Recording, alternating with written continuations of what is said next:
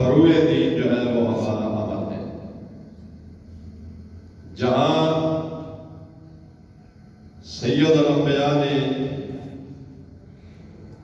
رب کائنات سے امت کی اصلاح اور فلاح کے لیے منصوبہ بندی کی اور وہ امت کو پیغام دیا، اور ساتھ ہی سید الانبیاء مردوں کے لیے عورتوں کے لیے نبی تھے، رسول تھے. ہر ان کا زبان سے لفظ جاری ہونے والا وہ حدیث مبارک تھا، اور جو عمل کرتے وہ سنت رسول تھا. ہر بات جو سنت ہے وہ حکم خدا سے ہی نبی انجام دیتے تھے. نبی وما ينطق عن الهوى ان هو الا وحی یوحی کے مصداق جو کچھ کرتے وہ حکم خدا سے کرتے. نبی اللہ کی اطاعت کرتے، امت نبی کی اطاعت کرتے اور خدا کی اطاعت کرتے.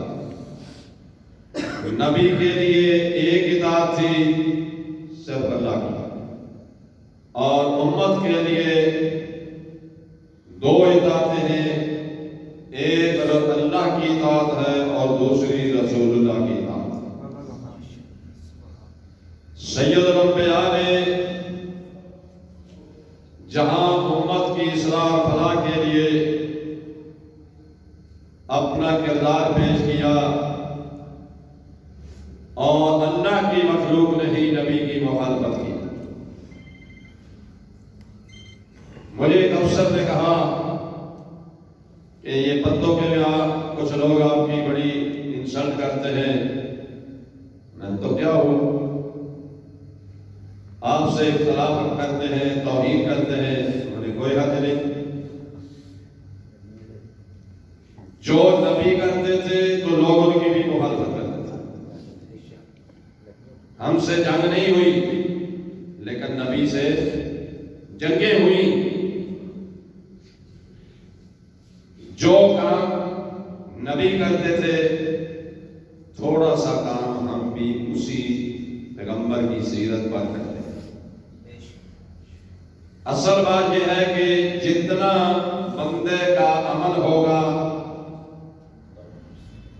جتنا بندہ حق کے دفاع کے لیے عوام میں اپنی زبان بلند کرے گا، اتنا ہی باطل حق کا مخالف ہوگا.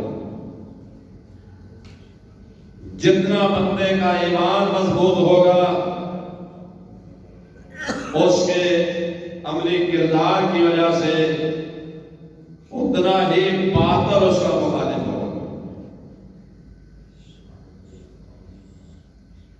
نبی نے مکے والوں کو کا کوئی نقصان نہیں کیا تھا، لیکن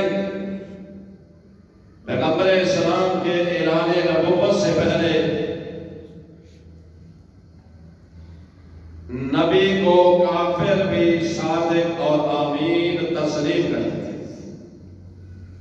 مشرک بھی نبی کو صادق اور امین کہتے تھے.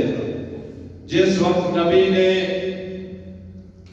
قولوا لا الہ الا اللہ تفلحوا فرمایا، وہ لوگ مخالف ہو گئے. ایک تعداد نبی کی مخالف ہو گئی. جب نبی نے حکم خدا سے شراب پینے، بنانے، بیچنے، خریدنے سے منع کیا تو سارے شرابی دشمن ہو گئے. جب نبی نے بت پرستی سے منع کیا، بت خریدنے سے، بت بیچنے سے، بت شادی کرنے سے، دکان بتوں کی فروخت کے لیے کرائے پہ جو دیتے تھے وہ بھی مخالف ہو گئے. بڑی تعداد نبی کی مخالف ہو گئی. تیسرا کام کہا کہ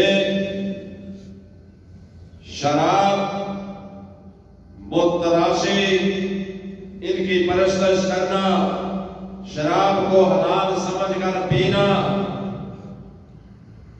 اور نبی نے جب امر بالمعروف اور نہی عن المنکر کہا تو وہی مکہ شہر جس کی تعریفیں اللہ فرماتا تھا، کہا میرا حبیب نکل جاؤ یہاں سے جان بچا کے۔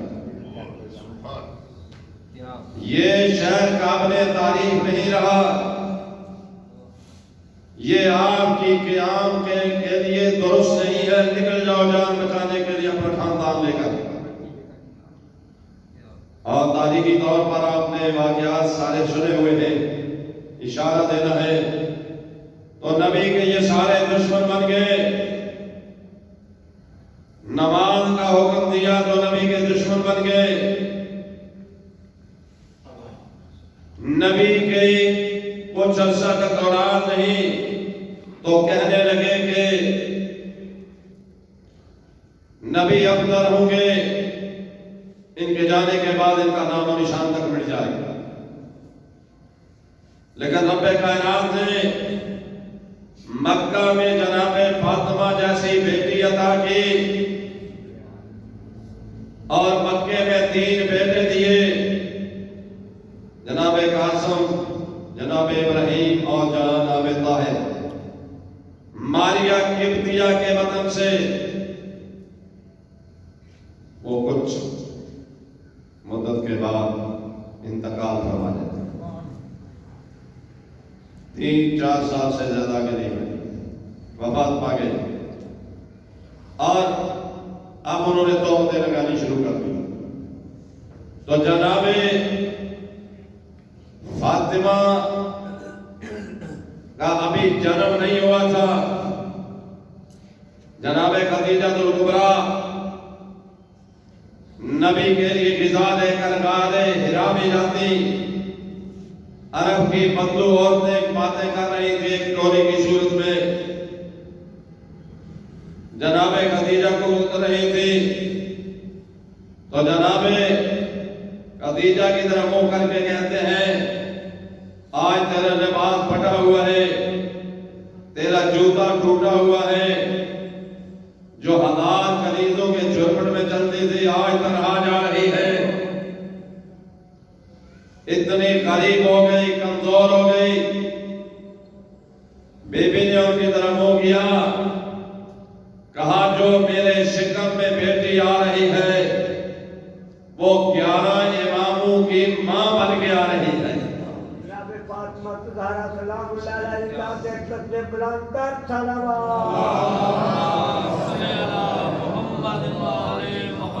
خدا کا جو نظام ہے، خدا کا جو قانون نبی ہے، اس کو باقی رکھنے کے لیے بی بی نے ان کو اس بیٹی کی نسل سے قرار دیا۔ آج بھی کچھ بدبخت فیس بک پر پھونک رہے ہیں کہ یہ کیسے ہو سکتا ہے کہ حسن و حسین یا ان کی نسل جو ہے وہ اولاد رسول ہو، اور بدبخت قرآن نہ سمجھتے ہو، نہ پڑھتے ہو۔ تو ہم آیت مباہلہ کو ذرا پڑھ کے آیت مباہلہ کو پڑھ کے دیکھو کہ نبی نے کس طرح کہا تھا قل تعالوا ابناءنا وابناءکم ونساءنا ونساءکم وانفسنا وانفسکم ثم نبتہل۔ ان کو کہہ دو کہ تم لے کر اپنے بیٹے آؤ، میں ہم اپنے بیٹے لے کے آتا ہوں۔ کس نے فرمایا؟ اللہ نے فرمایا میرا حبیب ان کو کہو تم اپنے بیٹے لاؤ، میں اپنے بیٹے لاتا ہوں۔ تو وہ بیٹے جب آئے وہ کون تھے؟ وہ جناب حسن اور حسین تھے۔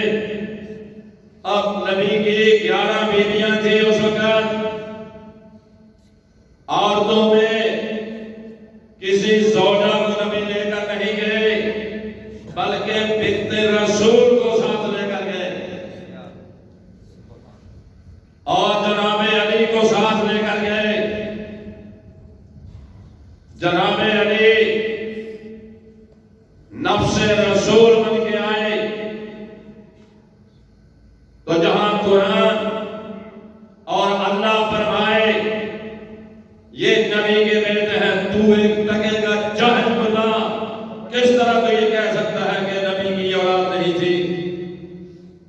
پہلے اللہ کو جھٹلا پھر کسی اور کی بات کر. اللہ کہتا ہے میرا حبیب اپنے بیٹے ابنانا و ابنا کو نبی نے آگے پیغام دیا ہم اپنے بیٹے لاتے ہیں تم اپنے بیٹے لاتے ہیں. تو اللہ نے فرمایا حسن و حسین نبی کے بیٹے ہیں. یہ ملعون ہارون رشید نے امام موسیٰ کاظم علیہ السلام کو جھٹلایا تھا اور یہی تہمت لگائی تم اپنے آپ کو نسل رسول کہتے ہو جبکہ تمہارا نسل رسول سے کوئی تعلق نہیں. امام نے فرمایا ہارون رشید تو نے قرآن پڑھا ہے؟ کہنے لگے میں تو آپ سے قرآن. فرمایا تو آپ سے قرآن نہیں نہ تو قرآن جانتا ہے. تو وہاں آیت مبارکہ پڑھی تو اس کے بعد کوئی جواب نہیں تھا. آج چاہے نسل رسول کو منقطع کرتے ہیں کہ رسول کی تو کوئی اولاد نہیں جسے 4 بیٹیاں تھی. رسول کی کوئی 4 بیٹیاں نہیں تھی. رسول کی ایک بیٹی. تہمت لگائی کہ جناب خدیجہ پہلے شادی شدہ تھی جی اور وہ طلاق لے کر نبی کے گھر. جناب خدیجہ کبریٰ 28 سال کی عمر میں نبی کے گھر آئی. یہ 40 سال کے تھے. 28 سال کی عمر میں آئی. وہ 3 بیٹیاں جناب خدیجہ کے گھر میں تھی. وہ جناب خدیجہ کی بڑی بہن جو وفات پا گئی اس کی بیٹیاں تھی. جناب خدیجہ کی بڑی بہن کا نام حالہ تھا. اس کا شوہر بھی مر گیا. بعد میں یہ بھی وفات پا گئی. تو ظاہر ہے کہ وہ بیٹیاں خاندان والے ہی سنبھالتے ہیں یا اس کی ماں کی خالہ سنبھالتی ہے یا پھوپھو سنبھالتی ہے. وہ بیٹیاں جناب خدیجہ کے پاس تھیں. سید الانبیاء کا جب نکاح ہونے لگا تو ابو طالب سے پوچھا گیا خدیجہ کی طرف سے میں تو دوسرے گھر میں رخصت ہو جاؤں گی تو یہ بیٹیاں کہاں جائیں گی؟ جناب ابو طالب نے فرمایا میں پوچھ کے آتا ہوں سید الانبیاء سے. آگے سوال کیا کہا جیسے پہلے تیرے ساتھ رہتی ہیں شادی کے بعد بھی وہ تیرے ساتھ ہی ہے. رحمت اللہ نبی رحمت للعالمین ہے. عالمین کی رحمت تھے. عالمین کے لیے نبی بن کے آئے تھے. رسول بن کے آئے تھے. مجسمہ رحمت بن کے آئے تھے. آج یہ رسول کی 4 بیٹیاں تھیں اور تمہیں تو آج مصطفیٰ کا دین نظر نہیں آتا. تمہیں 1450 سال پہلے کی رسول کی بیٹیاں کیسے نظر آ گئی؟ جن کو نبی کہے میرے بیٹے, جن کو اللہ فرمائے کہ یہ میرے نبی کے بیٹے, ان کو کربلا میں شہید کر کے خاندان رسول پر ظلم کیا. پھر کہتے ہیں کہ جنہیں نبی کی تو بیٹیاں 4 تھیں. یہ بات خاندان والوں کو نظر آتی ہے یا تیسرے محلے میں رہنے والوں کو نظر آتی ہے؟ دوسرے شہروں میں کبھی نظر نہیں آتی. اس خاندان کو نظر آتی ہے جس خاندان میں وہ ہے. گھر کی باتیں گھر والوں کو علم ہوتا ہے. گھر کی کہانیوں کا علم گھر والوں کو پتا ہوتا ہے. جو مشرکوں سے کلمہ پڑھ کے آ رہے تھے ان کو کیا پتا کہ نبی کے ساتھ کون ہے یا کون نہیں ہے. بس میرے دوستو, یہ نبی کے گھرانے کو برباد کر کے قاتلوں کا دفاع کرنے والے لوگ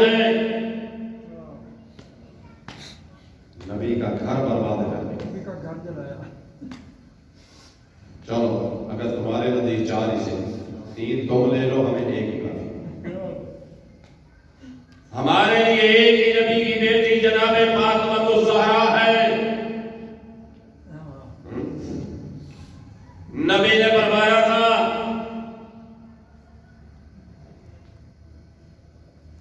من ازاہا فقد ازانی، جس نے ضمیر جو ہوتی ہے نا مونس کی ہوتی ہے، وہ مذکر ہوتی ہے، آپ مونس ہوتی ہے۔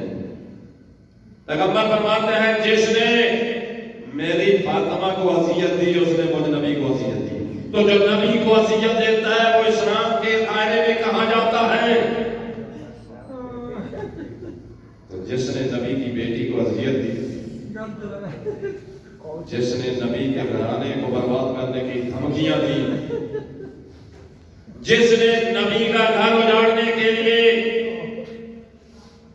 دروازے پہ آوازیں کشی، جناب فاطمہ نے کہا تھا تمہیں پتہ ہے یہ نبی کی بیٹی کا گھر ہے، تو کہنے لگا کہ ہوتا تو ہوتا رہے۔